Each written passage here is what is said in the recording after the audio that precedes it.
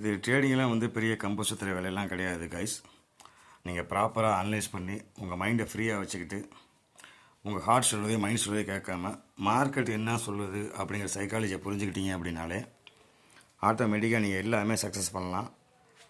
எல்லாம் சொல்லுவாங்க ட்ரேடிங்கில் வந்து ஷேர் மார்க்கெட்டில் வந்து அதிகம் விட்டவன் தான் இருக்கான், வாழ்ந்தவனே கிடையாது அப்படின்னு. நீங்கள் அவங்கெல்லாம் பார்க்காதீங்க.